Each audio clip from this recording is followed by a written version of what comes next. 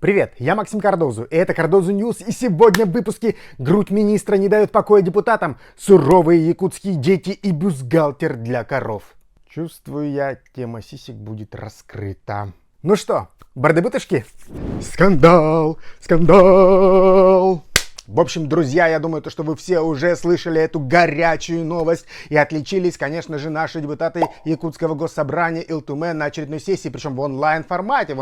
Что может быть скучнее, но нет. Нет, наши народные избранники знают, как добавить перчинку даже в этот скисший пирог. Так вот, на очередном обсуждении законопроект, который внесло Министерство предпринимательства Республики. В чем там суть? Министерство предлагает отменить республиканский закон, который запрещает продажу слабоалкогольных газированных напитков. Это вот этих алкогольных адреналинов всяческих. Но тема оказалась неинтересна. Один из депутатов решил обсудить внешний вид нашего министра-красавицы. Я вот сегодня смотрел, как здоровый мужчина. Не как выступали вы, а на открытую часть вашего тела. Понимаете? Это как-то нехорошо, конечно. Надо бы проследить за тем то же самое. Это, по крайней мере, не знаю, как назвать. Это, конечно, как мужчина красиво.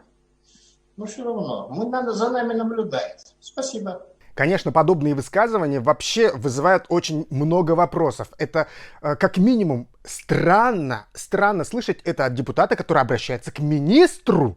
Это как бы вам не просто девочка, даже к девочке так, может быть, нельзя обращаться.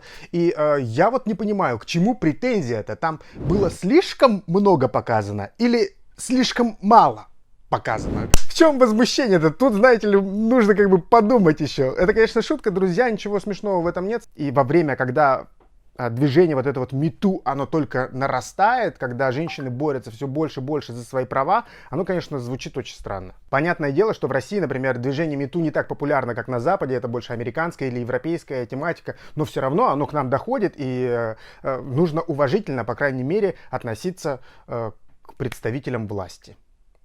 И тот, и та представители власти, но все равно как-то между собой же нужно тоже как-то коннектить и уважительно относиться друг к другу.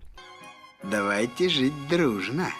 И депутаты набросились на высоких не только за то, что вот она так одета, да, и там что-то позволяет себе высказывать еще в адрес депутатов, а за то, что она пропагандирует алкоголизм в республике. Вообще, как так можно? Остановитесь! Все-таки был один защитник у нашего прекрасного министра, это депутат Федоров. Я бы хотел от имени части народных депутатов извиниться перед Ириной Сергеевной за тот сексизм, который был проявлен частью народных депутатов в отношении ее. Умеете, могете. На этом фоне вот обсуждения внешнего вида, да, вот этого декольте, абсолютно потерялась сама идея обращения министра к депутатам. В чем там загвоздка, я быстро сейчас попробую вам рассказать. Об этом очень подробно, интересно и нормально, понятно написал Виталий Обедин. Ссылочку на его блог я оставлю в описании. Если вам интересно, вы туда зайдите и ознакомьтесь с вопросом. То есть в чем идея высоких? В республике уже несколько лет действует закон, который запрещает продажу вот этих вот алкогольных адреналинов.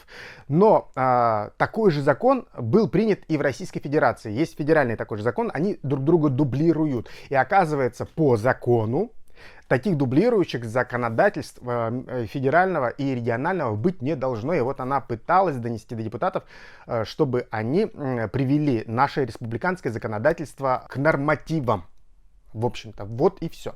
Друзья, я вот совершенно не удивлюсь, если эта история через несколько дней или там даже через неделю где-то всплывет на федеральном уровне, потому что она очень пикантная, горячая, и федералы вообще любят там чехвостить каких-то регионалов, да, региональную власть. И опять Якутия прозвучит в каком-то не очень симпатичном виде. Я не знаю, надеюсь, что так не произойдет, да, но я прям уверен в этом.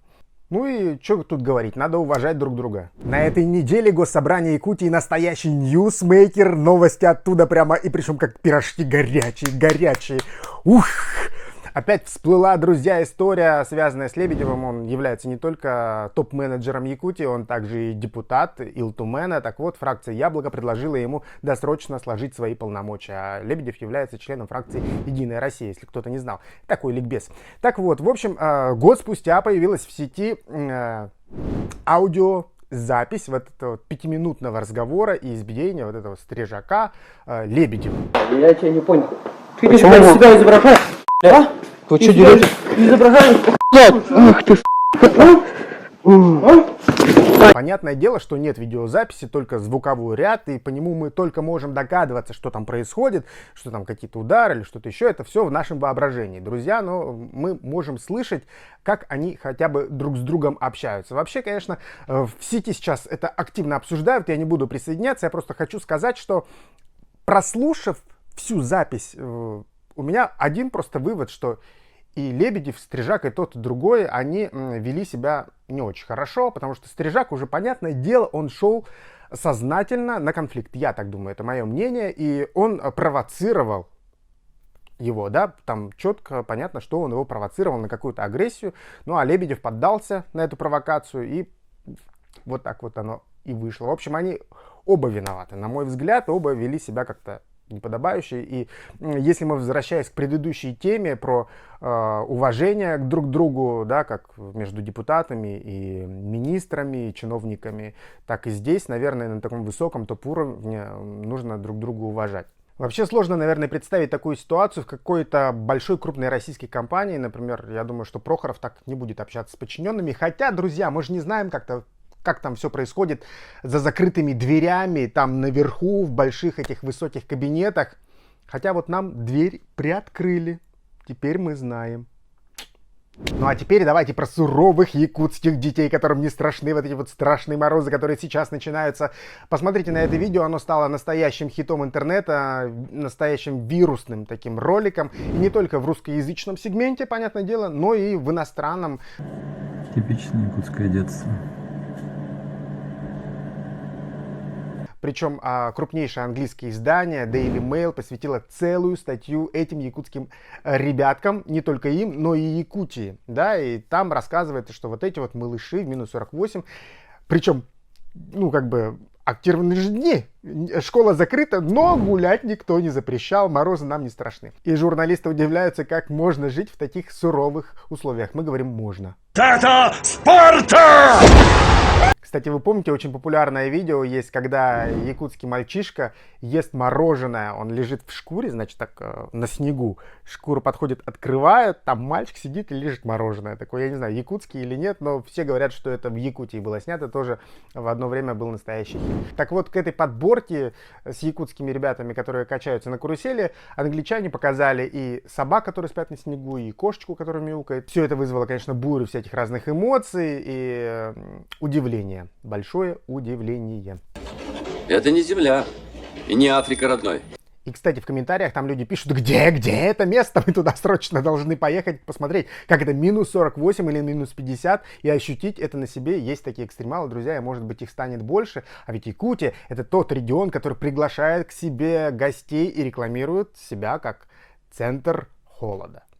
Полюс холода, извините меня. Извинения принято. Продолжая тему холода и корреспондентов, и иностранных корреспондентов, в общем, журналисты из Siberian Time, есть такое издание, Siberian Time, если я нечетко выговорил, извините. Так вот, они обратили свой взор на Аймикон и нашли там Николая Атласова, это местный житель, который шьет бюстгальтеры для своих коров. Таким способом, понятное дело, он пытается оберечь своих коров от обморожения, потому что температура воздуха на улице иногда может достигнуть и минус 70, а коровы, они, оказывается, выходят на водопой на улицу. Ну, в общем, как-то они на улицу выходят, и чтобы они там не замерзли совсем. Вот он позаботился об этом, придумал такой ноу-хау, шьет это все, он, значит, из шкурок, из старого пальто, в общем, в ход идет все, придумал крепление. Все это так симпатичненько смотрится. Очень забавная новость. И вообще, мне кажется, этого Николая Атласова нужно раскручивать больше и больше на прям правительственном уровне, да, так сказать. Это же экзотика, это такая точка притяжения, потому что туристы, которые и жители других стран, те миллиарды, которые никогда не испытывали на себе вот этого холода в минус 60, минус 70, они могут посмотреть на это, очароваться и приехать и ощутить это все на себе. И вот Николай может их встречать там у себя, показывать своих коровок, рассказывать, как он шьет вот эти вот бюстгальтеры и как он к этому вообще пришел. Да? Отличная история. Мне кажется, вообще зачет, класс. В Магадане завершился конкурс ледовых скульптур, и все 3 главных приза, 3 главных места заняли якутяне. Можно им поаплодировать, большие молодцы. Давайте посмотрим на это видео, на эти скульптуры. Очень красиво, очень вот эта вот филигранная работа с очень сложным, хрупким материалом, льдом. Причем якутяне с этим прекрасно справляются, и они в призерах на многих международных фестивалях, не только внутри страны, но и за ее пределами, где такие проводятся. Сейчас, к сожалению, нельзя выезжать. Так вот, это уже никого не удивляет, да, вот вся вот эта вот красота. Причем такую потрясающую работу можно увидеть же не только на конкурсе в исполнении якутян, но и на улицах города Якутска. На это видео я наткнулся в инстаграме Александры Старостиной. Она восхищается скульптурой быка и крысы. Это символы уходящего и будущего года. Приветики, друзья. Не смогла пройти мимо. Смотрите, какой прекрасные скульптуры сделали. Новый год быка. И вот мышка, пожалуйста, с короной. И действительно, скульптура очень классная. Она не только красивая, но и креативная. С юмором так подошли. Наткнулся в инстаграме, в паблике Джики. И также вот на это фото.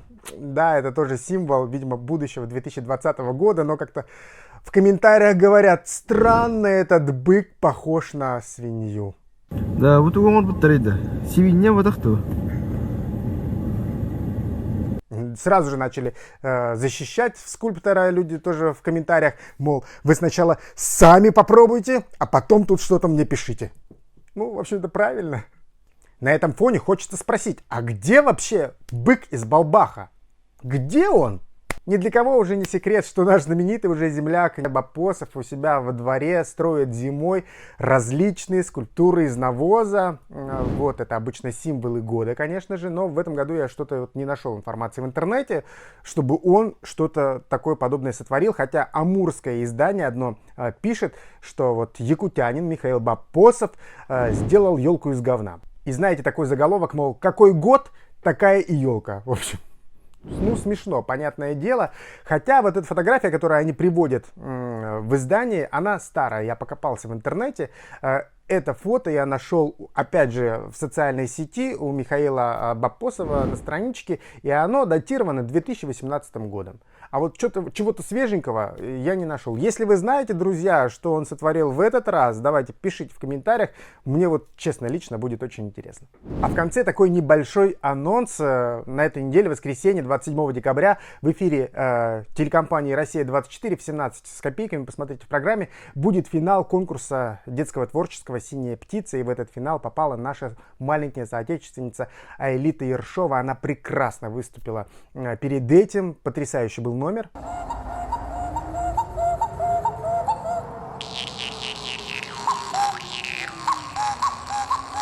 Ну и давайте болеть за Элиту, держать за нее кулачки. Может быть, судя по комментариям, ее ждут какие-то призы. Я очень буду этому рад. Это будет прекрасное завершение, может быть, этого очень сложного года.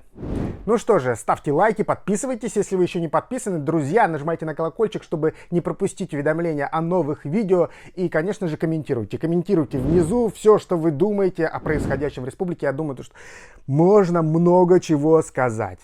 На этом у меня все. Пока.